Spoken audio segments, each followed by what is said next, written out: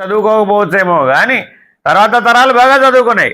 డిగ్రీలు చదువుకున్నారు, ఊళ్ళు వెళ్తున్నారు, ఉద్యోగాలు వెళ్తున్నారు, ఖండాంతరాలు అమెరికా కూడా పోతున్నారు. మరి ఇప్పుడు వాళ్ళకేం చదువు లేకుండానే ఆ పనంతా వీలైందంటావా? ఇప్పుడు వాళ్ళకి చదువు ఉన్నట్టేనా కాదా? ఉన్నట్టా లేనట్టా? ఉన్నట్టా లేనట్టా? చదువు అంటే ఏమిటి? చదువు అంటే ఏమిటి? చదువు ఎవరో చెప్తున్నారు ఇక్కడ. చదువులన్నీ చదివి చదివి చావంగ నేటికి చావు లేని విద్య చదువంగ వలయు గదరా. సుమతి ఎవరు చెప్పారు? సుమతి శతకకారుడు బద్దెన గారు చెప్పారు. ఎప్పుడు చెప్పాడు? ఎప్పుడో చెప్పాడు. కాబట్టి చదువు అంటే ఏమిటి? మరల చనిపోకుండా ఉండేటటువంటి పద్ధతి. ఇప్పుడు ఒకసారి పుట్టామా పోతామా లేదా? పుట్టామంటే ఖచ్చితంగా పోతాం. అది కాబట్టి మరలేం చేయొచ్చు? మనం చదువుకుంటే మళ్ళా పుట్టకుండా చేసుకోవచ్చు, లేదంటే మరలా చనిపోకుండా కూడా ఉండొచ్చు. ఏదైతే జనన మరణాలు అనేటటువంటి సమస్యని పరిష్కరిస్తుందో అదే చదువు. జనన మరణాలనే సమస్యని పరిష్కరించకపోతే ఆ చదువే కానీ దీనికి మెనిగిరదు. అర్థమైందండి? మీ అందరికీ సంక్రాంతి పండుగ కదా, అరిసెలు చేశారా? బాగా చేయలేదా? ఏమంటే చేశారా చేయలేదా? ఏం మాట్లాడరామండి? ఇటుపక్క ఎవరు అరిసెలు చేయరా? మరి ఏం చేస్తారు మరి మీరు? సంక్రాంతికి తమిళనాడు సాంప్రదాయం పులగం చేస్తారు. ఓహో, పులగం చేస్తారా? సరే, ఓకే. అయితే పులగం చేయడం వచ్చిన వాళ్ళందరికీ జన్మరాహిత్యం వస్తుంది అని చెప్పేద్దామంటారా? కుదరరా? అదేంటి, పులగం చేయడం వచ్చిన వాళ్ళందరికీ జన్మరాహిత్యం వస్తున్నారు రాదా? రాదా? మరి ఎందుకు చేయడం?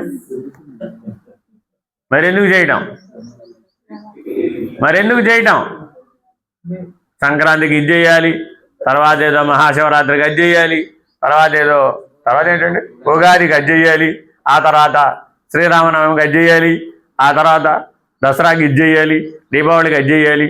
ఎంతసేపు వాళ్ళ మీద తోసేయడమేనా? అంతా చేసేదంతా ఎవరండి? వీళ్ళే కదా, అంతేనా కాదా? మరి ఇవన్నీ చేస్తే ఏమిటి వచ్చింది? ఏమి రాలేదా? ఏమీ రాకపోతే మీరు ఎందుకు చేస్తున్నారు? సరే, వీళ్ళు ఏం చేయడం లేదన్నామా? వాళ్ళు చేస్తున్నారుగా. ఉద్యోగమో, వ్యాపారమో, వ్యవసాయమో, ఏదో మొత్తానికి ఆయన తిప్పలు ఆయన పడుతున్నాడు, నేను తిప్పలు పడుతున్నాం. ఈ తిప్పలన్నీ దేని కొరకు? రామ పట్ట కోసం అంటయ్యా బాబు. కరెక్టేనా కాదా? ఇవన్నీ పొట్ట తిప్పలన్నా నాలా వద్దా? అనాలి కదా. అంతే మరి. దేనికోసం అంటే కరెక్ట్, నిజమే చెప్పింది ఆవిడ. ఇవన్నీ దేనికోసం? పొట్ట తిప్పల్లో భాగం. ఈ పొట్ట తిప్పలు పడేటటువంటిదంతా కష్టమేనా కాదా? దీన్ని కష్టం కింద పరిగణించాలా అక్కర్లేదా? పరిగణించాలిగా. అరక దున్నితే తెలుస్తుంది కష్టం అవునో కాదు. ఊరికే కథలు చెప్తే ఏం తెలుస్తుంది? 2 ఎడ్లు కట్టి అరక దున్నితే పొలంలో అప్పుడు కష్టం విలువ తెలుస్తుందా తెలీదా? మీరందరూ దున్నివాళ్లే కదా, అంతేనా? ఏం చేసామని కానీ ఇప్పుడు ఎడ్లు తీసేయి, కష్టం తీసేయి, ట్రాక్టర్ పెట్టు. ట్రాక్టర్తో దున్నాం. ట్రాక్టర్తో దున్నడం కష్టమా కాదా? ట్రాక్టర్తో దున్నడం కష్టమా కాదా? కష్టమా కాదా? ఏం చేయాలి మరి ఇప్పుడు? వ్యవసాయం మానేయి. కష్టమైతే ఏం చేస్తాం? మానేస్తాం, అంతే. అంతకుమించి ఏం చేస్తామండి? మరి ఎలాగా? షావుకారు కొట్లో కొనుక్కొచ్చుకుందాం. అదే అవసరం నాకు తెలియదు. కాబట్టి పొట్ట తిప్పలకి ఇన్ని రకాల సమస్యలు ఎదుర్కోవడం లేదా? ఎదుర్కొంటున్నాం. కానీ ఇది చావు లేని చదువేనా కాదు? మన సమస్య అంతా ఇప్పుడు ఏం కావాలి మనకి? చదువులన్నీ చదివి చదివి చావంగనేటికి చావు లేని విద్య చదువంగ వలయు. ఎవరు? సుమతి. మంచి బుద్ధి కలిగిన వాడా. మనం అందరం ఎవరండి? గురువుని అన్వేషించాం, గురువుని ఆశ్రయించాం అంటే మనందరి పేరేమిటండి? సుమతి. మంచి బుద్ధి కలిగిన వారు. మీరేం చేయాలయ్యా? మీరు ఏ పనైనా చేయండి అయ్యా బాబు, ఆ పనులన్నీ చావు లేని విద్య కోసమేనా కాదా అని చూడండి. ఏమైనా కష్టమా చూడడం? రోజు వంట చేయడం ఉందండి, చెయ్యాలా వద్దా? దానివల్ల ఏమిటి వస్తుంది నాకు? ముక్త మోక్షమా? జన్మరాహిత్యం వస్తుందా? చెప్తే జన్మరాహిత్యం వస్తుందని చెప్తేనే చేస్తానంది అనుకో మీ ఆవిడ, అప్పుడు ఏం చేస్తావు? వాళ్ళ ఆయన తెలివిగా ఏమన్నాడంటే, సాయంత్రానికల్లా నీకు జన్మరాహిత్యం తెచ్చిచ్చేస్తా, ఏ షాప్లో దొరుకుతుందో అంటే కుదురుతుందా? ఎందుకని? అది దొరికే వస్తువు కాదు. అంటే జన్మరాహిత్యం అనేది వస్తువు కాదు. ఒక భ్రాంతి వదిలిపెట్టాలి. జన్మరాహిత్యం అనేది ఏంటండి? వస్తువు కాదు. కానీ మన జీవితం అంతా దేంతో ముడిపడి ఉన్నాం? మీ జీవితం అంతా దేంతో ముడిపడి ఉన్నారు? వస్తువు. గిన్నె దించాలండి పొయ్యి మించి, పటకారు ఉండాలా వద్దా? ఉండాలా? ఎందుకండి పటకారు? లేకపోతే అలా దించామయ్యా, కాల్సి చేయగలుగుతున్నాయి బాబు. వస్తువు లేకుండా పని అవుతుందా? అంటే వ్యవహారానికి ఏం కావాలి? వస్తువు కావాలి. ఏ వ్యవహారానికైనా వస్తువు కావాలా అక్కర్లేదు? కావాల్సిందే. కానీ వస్తువుతో జన్మరాహిత్య నిర్ణయం అవుతుందా? మరి మనం గురువు దగ్గరకు వచ్చి నేర్చుకునే జ్ఞానం ఏమిటి? గురువు గారి దగ్గరకు వచ్చామండి, ఇందాక ఏదో జ్ఞానం నేర్చుకుంటున్నాం అన్నాం. ఏ జ్ఞానం నేర్చుకుంటున్నాం? గురువు దగ్గరకు వచ్చి నేర్చుకునే జ్ఞానం పేరు ఏమిటి? ఏ జ్ఞానం పొందడానికి గురువు దగ్గరకు వచ్చారు? గురువు గారు ఏదో కాళ్ళ మీద పడితే, తల మీద చెయ్యి పెట్టేస్తే, చేతిలో అరటిపండు పెట్టేస్తే, సాయంత్రానికి సంతృప్తిగా ఇంటికి వెళ్ళిపోతే ఏమన్నా అయినట్టా కానట్ట? ఏమన్నా అయినట్టా కానట్ట? ఏమైనా అయినట్టా కానట్ట? నీకేమో అరటిపండు ఇచ్చాడమ్మా, పక్క ఆవిడకేమో దానిమ్మ పండిచ్చాడమ్మా, ఇంకొకరికేమో కమలా పండిచ్చాడమ్మా. ఇప్పుడు దానిమ్మ పండించిన వాళ్ళకేమో జన్మరాహిత్యం, అరటి పండించిన వాళ్ళకేమో మోక్షం, ఏదో లేకపోతే కమలా పండించిన వాడికి ముక్తి. అలా నిర్ణయం అవుతుందా? అవదా? పండును బట్టి నిర్ణయం అవుతుందా?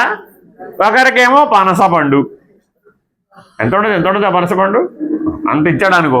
ఇప్పుడు ఏం చెప్పాలి? ఇందాకే చెప్పా. కాబట్టి జన్మరాహిత్యం అనేది దేంతో నిర్ణయం కాదు? కాదు, వస్తు నిశ్చయ జ్ఞానం ద్వారా చెప్తున్నాడు గురువు. గురువు దగ్గర లభించేది ఏమిటండి? వస్తు నిశ్చయ జ్ఞానం. ఏమిటి వస్తు నిశ్చయ జ్ఞానం అంటే? ఏ వస్తువుతో అయినా జన్మరాహిత్యం అనే జ్ఞానాన్ని ఇవ్వడం కుదరదు అని కరాఖండిగా చెప్పడం. చెప్తే ఎవరైనా వస్తారంటారా? గురువుగారి దగ్గరికి రాగానే నీకు ఏ వస్తువు ఇచ్చినా సరే, నీ దగ్గర ఎన్ని వస్తువులు ఉన్నా సరే, నీ దగ్గర ఏమున్నా అవన్నీ వస్తువులేగా. బంగారం అను, వెలిగారం అను, వెండను, ఇత్తడను, పొత్తడను, ఏ పేరైనా పెట్టుకో, అవన్నీ ఏమిటి? వస్తువులే. పొలమను, స్థలమను, ఏమిటవి? వస్తువులే. అంతేనా కదా? ఆ వస్తువులతో నీకు జన్మరాహిత్యం రానే రాదు. కాబట్టి గురువు గారు చెప్పే మొదటి పాఠం ఏంటి? ఇప్పుడు వస్తు నిశ్చయ జ్ఞానం. Very very important. అవునా కాదా? మనం ఇలా భ్రాంతిలో ఉన్నామా లేదా? సరే, పెళ్లి చేసేటప్పుడు మేము ఇక్కడ అందరూ పెళ్ళైన వాళ్ళేనా? వీళ్ళిద్దరు తప్ప అందరు పెళ్ళైన వాళ్ళేనండి. మీ శ్రీవారు నీకు గురువేనమ్మా, మీ ఆవిడ నీకు గురువేనయ్యా అని పెళ్లి చేసినప్పుడు అయ్యగారు చెప్పారా? చెప్పలేదు. గుర్తు తెచ్చుకోండి. ఇప్పుడు ఎక్కడ 20 ఏళ్ళు, 30 ఏళ్ళు, 40 ఏళ్ళు, 80 ఏళ్ళు, 60 ఏళ్ళు అయితే 70 ఏళ్ళు వెనక్కి వెళ్ళాలనుకోండి. ఏమంటే పెళ్లి చేసినప్పుడు చెప్పారా? చెప్పలేదా? ఏం చెప్పారు? మీ ఆవిడకి మీరు గురువు, ఆవిడ మీకు గురువు, ఇద్దరు పరస్పరం గురువులట. ఎందుకని? ఎలా జీవించాలో చెప్పాడు.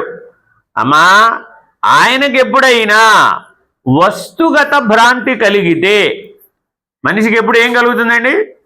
వస్తువు మీద భ్రాంతి వస్తుంది. అప్పుడు ఇవిడ ఏం చేయాలి? కంగారు పడకు. ఇప్పుడు వెళ్ళేటప్పుడు నమస్కారాలని వెళ్ళేటప్పుడు, ఇప్పుడు మళ్ళా నమస్కారాలని అంటే మళ్ళా అంతా నమస్కారాలే ఉంటాయి. అర్థమైందండి? మీ భర్త గారికి ఎప్పుడైనా సరే వస్తుగత భ్రాంతి కలిగిందనుకోండి, భార్య గారు ఏం చేయాలి? విడిపించాలి ఆ భ్రాంతి నుంచి. నాయన వస్తువు వల్ల జన్మరాహిత్యం రాదు అని గుర్తు చేయాలి, విడిపించాలి. గుర్తు చేసేది వాడెవడో వాడు గురువు. గురువు అంటే ఎవరండి? ఏం గుర్తు చేస్తాడు? ఏం గుర్తు చేస్తాడు? గురి. లక్ష్యం అనేది సంస్కృత శబ్దం, తెలుగులో ఏమిటి? గురి. అర్థమైందండి? బాణంతో కొట్టాలండి, ఎక్కడ కొట్టమని చెప్పాలి? ఇలా చూపెట్టాలా వద్దా? గురువు గారు ఏం చేశాడు? ఆ గురి అదిగో అక్కడ కొట్టవయ్యా బాబు అన్నాడు, కొట్టేసాడు. ఆ గురిని చూపెడి వాడెవడో వాడు గురువు. గుర్తు తెలియచెప్పేటి వాడెవడో వాడు గురువు. గురువు గారు ఎవరండి? గురి, గుర్తు, ఈ రెండు తెలియజెప్పేటి వాడెవడో వాడు గురువు. కాబట్టి ఈ గురి గుర్తు గురువు గారి దగ్గర పొందిన వాళ్ళు ఎవరో వాళ్ళు శిష్యులు. శిష్యులు అనగా ఎవరు? ఉపదేశం పొందిన వారందరూ శిష్యులే. కరెక్టేనా? గురువుగారి దగ్గర రాగానే ఏమిస్తారు? ఏమిస్తారండి? ఏం చేసుకుంటావా మాత్రం?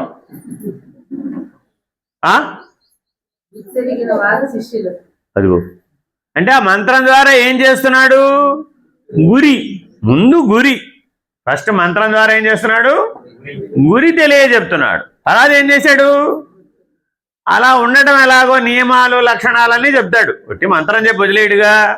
దాన్ని ఏం చేసుకోవాలో, ఎలా చేయాలో, అనుష్ఠానం ఎలా చేయాలో, రోజు పూజ ఎలా చేయాలో, గురు పూజ ఎలా చేయాలో, మననం ఎలా చేయాలో, గురువాక్యం ఎలా పట్టుకోవాలో ఇవన్నీ చెప్తాడు. బోధ చెప్తాడా లేదా? ఆ బోధ అంతా ఏమిటి? గుర్తు. ఉపదేశం ఏమిటి? గురి.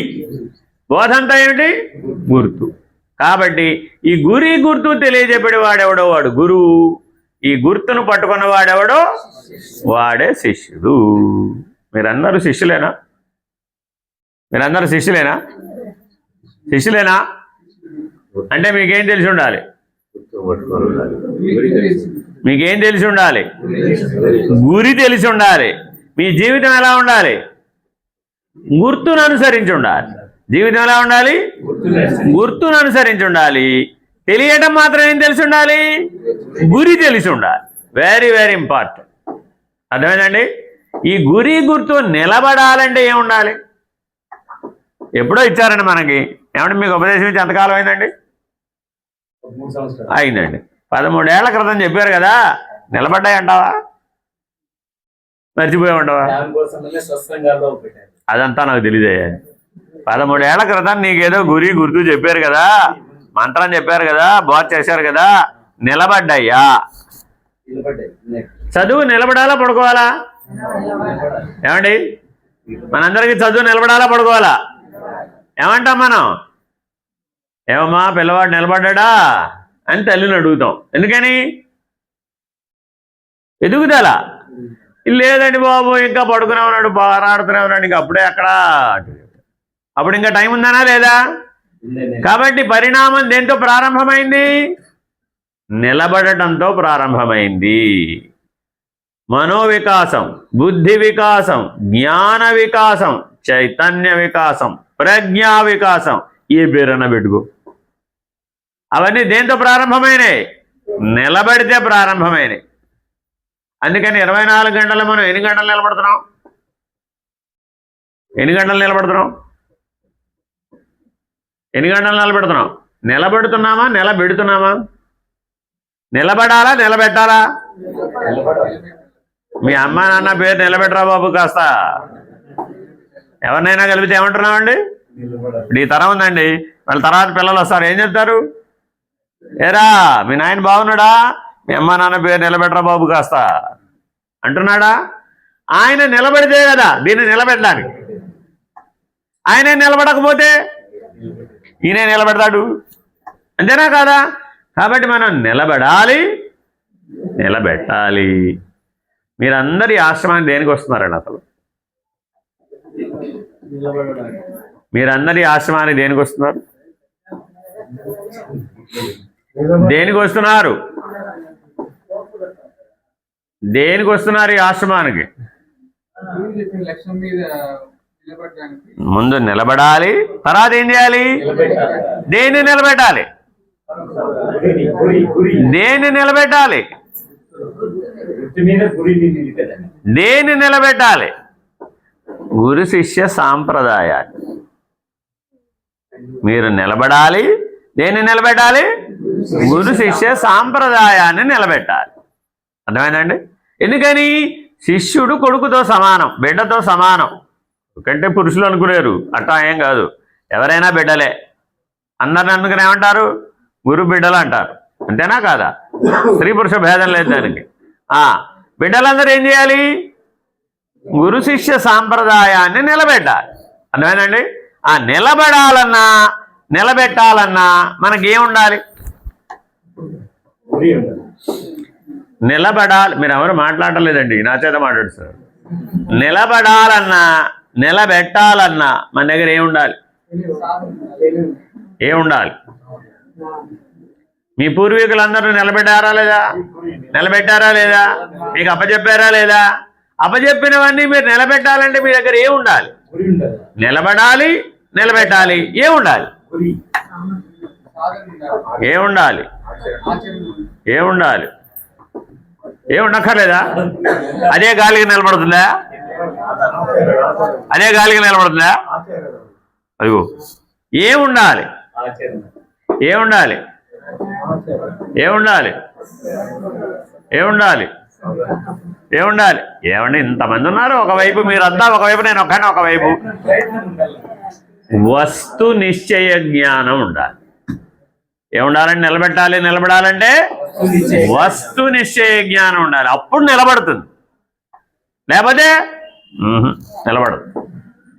మీ గురువు గారు మీకు నేర్పే మొట్టమొదటి విద్య ఏమిటయ్యా?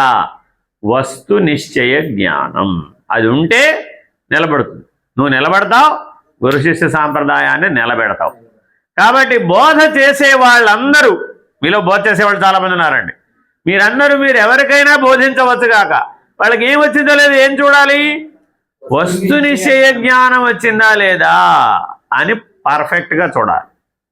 శిష్యుణ్ణి మొట్టమొదట తయారు చేయవలసింది వస్తు నిశ్చయ జ్ఞానం ఉండేటట్టు చెయ్యాలి. అర్థమైందండి? ఇది మొదటి మెట్టు. తర్వాత ఏంటండి? నెక్స్ట్ నెక్స్ట్ సరే నిలబడ్డాం, గురి గుర్తు కూడా తెలిసింది. తర్వాత ఏం చేయాలి? నిజ జీవితంలో ఆ జ్ఞానంతో ఆచరించాలి. మీరు చెప్పిన విషయం ఏం చేయాలండి? ఇప్పుడు బోధ వినేసామండి, తర్వాత ఏం చేయాలి? ఆ బోధను అనుసరించి నిత్య జీవితంలో ఆచరించాలి. లేకపోతే అది నిలబడుతుందా? నిలబడదుగా. ఉదాహరణ చెప్తా చూడండి. మీ గురువు గారికి పెద్ద పెద్ద మీసాలు ఉన్నాయా లేవా? ఉన్నాయా లేవా? ఉన్నాయా లేవా? అక్కడెక్కడ ఫోటోలో కనపడలేదే బాబు. క్లీన్ షేవ్, పెద్ద మీసాలు పెంచుకుంటే నాకు జ్ఞానం ఉన్నట్టే అందామా? కాదా? మరి వీళ్ళు ఏం చేయాలి? ఇప్పుడు ఆడవాళ్ళకి జ్ఞానానికి అర్హత లేదా? ఉంది కదా. పోనీ మీ గురువు గారు ఎలా ఉన్నారో అలాగే ఎగ్జాక్ట్గా బట్టలు తయారు చేయించుకుని, చెప్పులు తయారు చేయించుకుని, కుర్చీ తయారు చేయించుకుని, ఇల్లు తయారు చేయించుకుని అలా ఉన్నారనుకోండి మీరు, అప్పుడు మీకు జ్ఞానం ఉన్నట్టేనా? అదేమిటి? అలాగే ఉన్నాడు, అచ్చు గుద్దినట్టు వాళ్ళ నాన్నలానే ఉన్నాడు ఈయన ఓటే అందామా? ఎప్పుడంటావు? ఎప్పుడంటావు? జ్ఞానం పొందాలి అంటే ఎక్కడ ఉంటుందమ్మా? అది జ్ఞానం పొందాలి అంటే ఎక్కడ ఉంటుంది? ఊరే ఏ పెట్టెలో పెట్టాడు పైన? గురువు గారి దగ్గర ఉంటుందంటే ఎలా ఉంటుంది? ఏ పెట్టెలో ఉంటుంది? అదేదన్నా వస్తువేనా పెట్టెలో పెట్టి దాచడానికి? పోనీ గ్రంథంలో ఉంటుందా? గ్రంథంలో జ్ఞానం ఉండదా? ఉంటుందా ఉండదా? గ్రంథంలో జ్ఞానం ఉంటుందా ఉండదా? ఏదో మీకు అందరికీ కందార్థాల పుస్తకం ఇచ్చారండి, ఆ కందార్థాల పుస్తకంలో జ్ఞానం ఉంటుందా ఉండదా? ఉంటుందా? గ్రంథంలో జ్ఞానం ఉంటుందా ఉండదా? ఉంటుందా? ఎంత ఉంటుంది?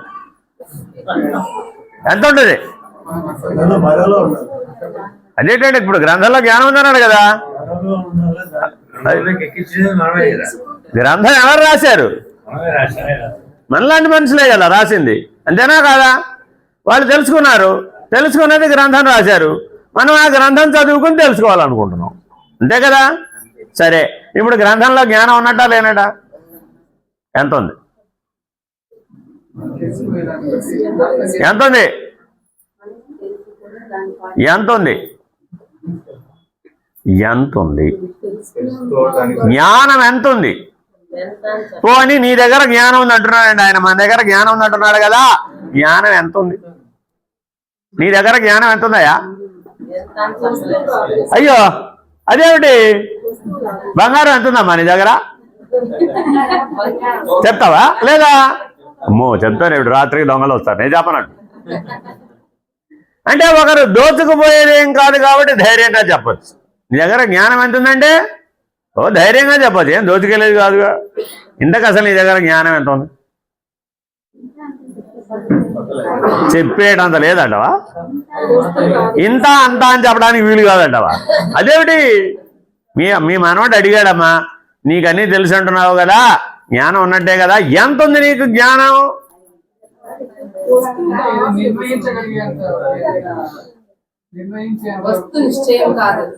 వస్తు ఆల్రెడీ మీ గురువు గారు ఉన్నారు కదా, మీ గురువు గారు మీకేమిచ్చారు? వస్తు నిశ్చయ జ్ఞానాన్ని ఇచ్చారు. ఇచ్చినట్టా లేదా? రెండవ మెట్టు గురించి మాట్లాడుతున్నాం ఇప్పుడు. ఆ వస్తు నిశ్చయ జ్ఞానం ఉన్నవాడు రెండవ దశలోకి ఎక్కడికి వస్తాడు? నిర్ణయాత్మక జ్ఞానంలోకి వస్తాడు. రెండవ మెట్టును ఏమంటారండి? నిర్ణయాత్మక జ్ఞానం. వస్తు నిశ్చయ జ్ఞానంతో ఆగిపోతే లాభంలా. ఏం చేయాలని ఉపయోగించి జీవించాం, జీవించి ఆచరించినప్పుడు ఏం కలిగింది? నిర్ణయాత్మక జ్ఞానం కలిగింది. నిర్ణయాత్మక జ్ఞానం కలిగిన వాడే చెప్పగలడు నీ దగ్గర జ్ఞానం ఎంత ఉంది అంటే చెప్పగలడు. నా దగ్గర జ్ఞానం ఎంత ఉందో చెప్పలేకపోయానంటే నా దగ్గర ఏం లేనట్టు? నిర్ణయాత్మక జ్ఞానం లేదు, వస్తు నిశ్చయ జ్ఞానమే ఉందంటే.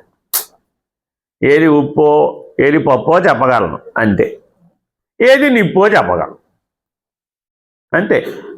అంతకుమించి నిర్ణయాత్మక జ్ఞానం లేదు. కాబట్టి జ్ఞానంలో రెండవ దశ ఏమిటి? నిర్ణయాత్మక జ్ఞానం. ఎలా వస్తుంది? ఎలా వస్తుంది? ఎలా వస్తుంది? అక్కడ రాశారండి, మీరు ఆల్రెడీ మీ గోడ మీద ఉన్న వాక్యం గురించే చెప్తున్నా, మీకు వేరే ఏం చెప్పడాలా. మానవ జీవితంలో మొదటి పరిణామం ఊహాతీతము. మొదటిది ఏంటండి? ఊహాతీతము. ఏమిటి ఊహాతీతం అంటే? చిన్నపిల్లాడికి మొదట పుట్టినప్పుడు ఊహ ఉందంటారా లేదంటారా? లేదుగా. ఏమంటాం? వాడికి ఏం తెలుసాయా? ఏం తెలియదు, వాడికి ఊహ లేదు. ఊహ ఎప్పుడు వచ్చింది? ఊహ ఎప్పుడు వచ్చింది? పుట్టిన పిల్లవాడికి ఊహ ఎప్పుడు వచ్చింది?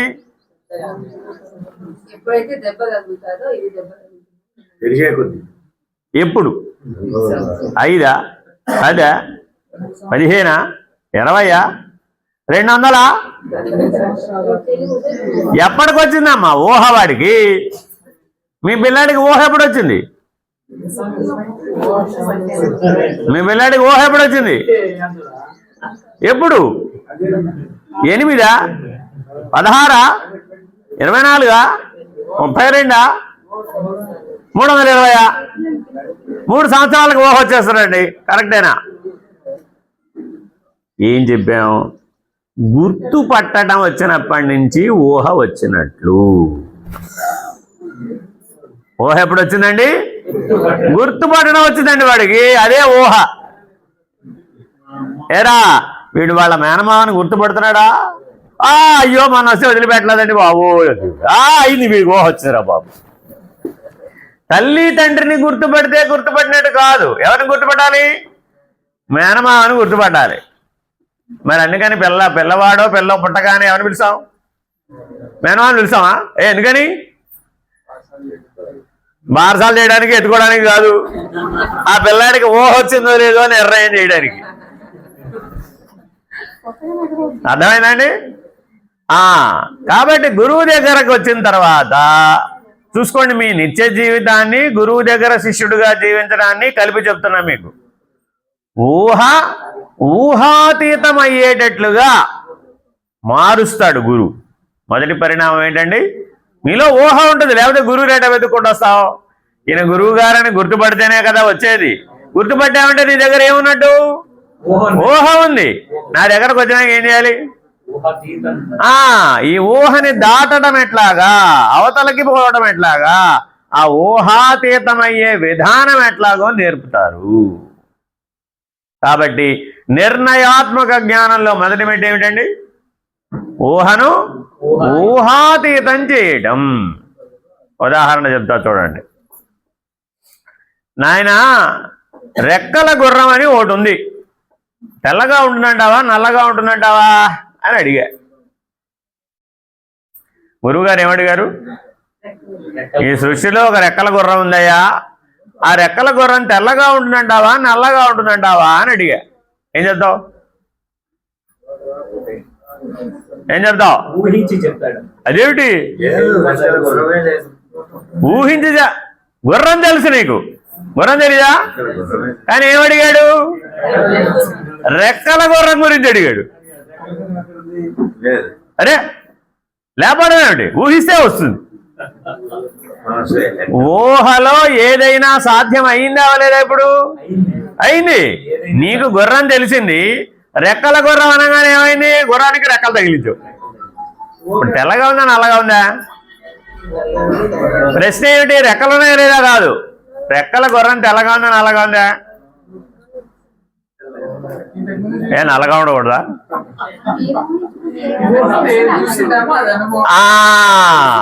Very very important. పూర్వం గుర్రాన్ని తెల్ల గుర్రాన్ని చూసేటండి, ఇప్పుడు రెక్కలు దేనికి వచ్చినాయి?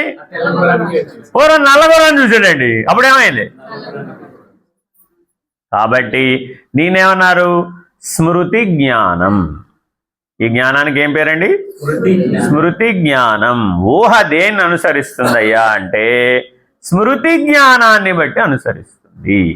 నీ స్మృతి జ్ఞానం నీ జ్ఞాపకాలలో చూసినట్లు కానీ, విన్నట్లు కానీ, తెలిసినట్లు కానీ, తిన్నట్లు కానీ, ఇంద్రియ జ్ఞానంలో నీ తెలివిలో అది లేదండి. అప్పుడు అది వస్తుందా రమ్మంటే? రాదు. స్మృతి జ్ఞానంలో లేనిది ఊహకు అందదు. అర్థమైందండి? స్మృతి జ్ఞానంలో లేనిది ఊహకు అందదు. సమస్య లేదు అందులో. ఈ సృష్టి ధర్మం. మరి మనం పొందవలసిన జ్ఞానం ఎటువంటిది? మనం పొందవలసిన జ్ఞానం ఎటువంటిది? మనం ఏ జ్ఞానాన్ని పొందాలని గురువు గారి దగ్గరకు వచ్చాం? మనం ఏ జ్ఞానాన్ని పొందాలని గురువు గారి దగ్గరకు వచ్చాం? మనం ఏ జ్ఞానాన్ని పొందాలని గురువు గారి దగ్గరకు వచ్చాం? మనం ఏ జ్ఞానాన్ని పొందాలని గురువు గారి దగ్గరకు వచ్చాం? కేవల జ్ఞానాన్ని పొందాలని వచ్చాం. గురువు గారి దగ్గర పొందేది ఏంటండి? కేవల జ్ఞానం. మీరు ఎక్కడికైనా గుర్తుపెట్టుకోండి, ఏ గురువు దగ్గరకైనా వెళ్ళండి, ఆ గురువు గారు మీకు ఇచ్చేది ఏమిటి? కేవల జ్ఞానాన్ని ఇస్తాడు. అది ఎలా ఇస్తాడు? అది అరటిపండు కాదు, పనస పండు కాదు, కమలా పండు కాదు. ఏ పండ్లు వస్తువు ద్వారా ఇచ్చేది కాదు. రెండో స్థాయిలో నిర్ణయాత్మక జ్ఞానాన్ని నీ కలిగించేటప్పుడు నీ ఊహాతీతమైనటువంటి దాన్ని, నువ్వు ఊహించడానికి వీలు కానన్నిటిని నీకు పరిచయం చేస్తా. అర్థమైందండి? ఒక ఆయనకట ఒక చేతిలో శంఖం ఉంది, ఒక చేతిలో గద ఉంది, ఒక చేతిలో చక్రం ఉంది, ఒక చేతిలో కమల పుష్పం ఉంది. పట్టు పీతాంబరాలు ధరించాడు, నెత్తి మీద కిరీటం ధరించాడు, కమల పుష్పంలో ఉన్నాడు. ఎవరైనా ఎప్పుడు చూసొచ్చావు? ఎప్పుడు చూసొచ్చావమ్మా? ఎవరిని అన్యాయం పాడుగాను? ఫోటో చూసినా కూడా చూసినట్టేనా? అర్థమైనప్పుడు మీకు కేవలం లక్షణాలే చెప్పాడంతే, ఏమేమి ఉన్నాయో చెప్పాడంతే. ఎవరనగానే ఏమన్నావు? ఎక్కడి నుంచి చెప్పావు? జ్ఞాపకంలో నుంచి చెప్పావు. కాబట్టి దీన్ని ఏమన్నారు? స్మృతి జ్ఞానం. కానీ ఇది ఊహకు పనికొస్తుందే కానీ ఊహాతీతానికి పనికిరాదు. ఎలా చెప్తాడయ్యా మరి? విష్ణు సహస్రనామం ఎవరికైనా వచ్చారా? ఏమండి, ఎవరికైనా వచ్చా విష్ణు సహస్రనామం? ఇప్పుడు మనంతా ఏం చదివారు మరి? ధనుర్మాసం అంతా. ఓ అలాంటి మాసాలు మనకు లేవంటావా? విశ్వం విష్ణుర్ ప్రషట్కారో అని కదా ప్రారంభం, అంతేనా కాదా? మరి ఇప్పుడు విష్ణుమూర్తి ఎంత ఉన్నాడయ్యా అంటే విశ్వం అంత ఉన్నట్ట.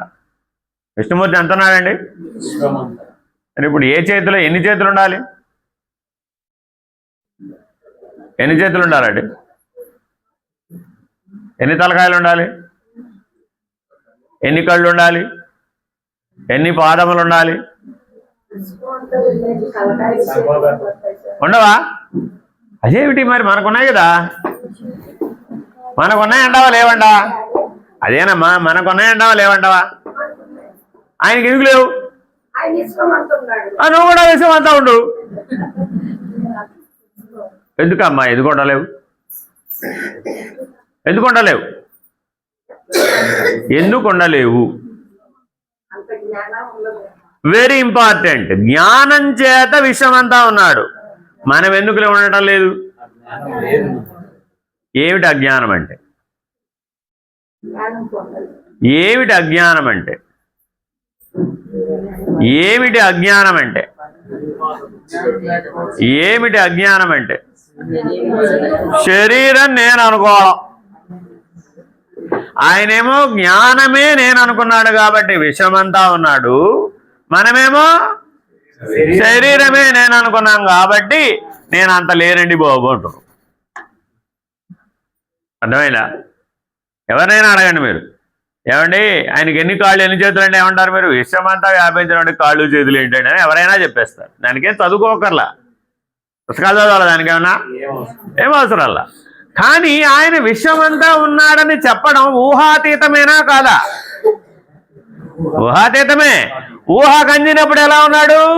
4 భుజాలు, ఒక చేతిలో శంఖం, ఓ చేతిలో చక్రం, ఓ చేతిలో గద, ఓ చేతిలో కమల పుష్పం, పాల సముద్రంలో పడుకున్నాడు. లక్ష్మీదేవి కాళ్ళు వద్దుతోంది. ఆయన పని ఏమిటో ఎప్పుడూ నిద్రపోవడమే. ఇదేంటిది? ఊహకు అందిన విషయం. అర్థమైందండి? ఊహాతీతం అనగానే ఏం చెప్పాం? విశ్వం అంతా ఉన్నాడమ్మా. మరి ఇప్పుడు ఆయనకి ఎన్ని కాళ్ళు ఉండాలి? ఎన్ని చేతులు ఉండాలి? ఇంతమందిని పోషించేవాడు ఆయనే.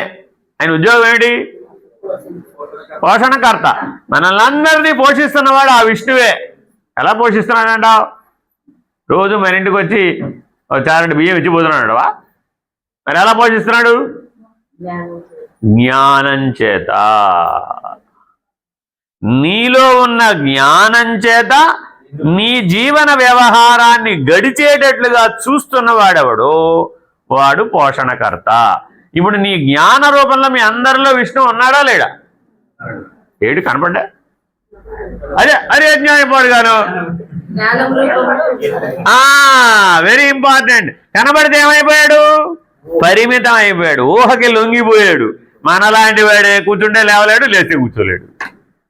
మన లక్షణాలు ఏంటండి? లేస్తే కూర్చోలేం, కూర్చుంటే లేవలేం.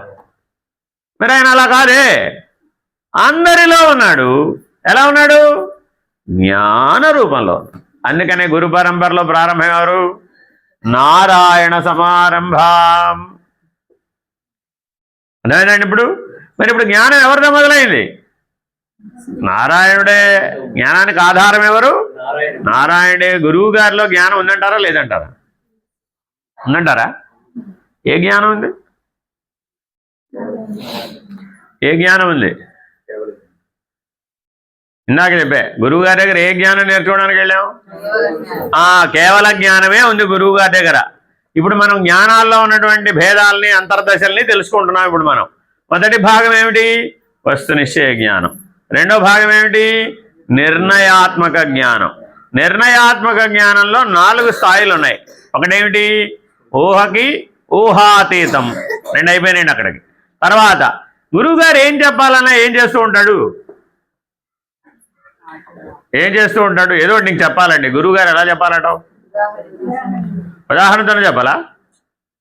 ఓ పని చేయమ్మా, నీకేమన్నా చెప్పాలంటే కుందేటి కొమ్ము ఉన్న కుందేలు పట్టరాబో చెప్తానని.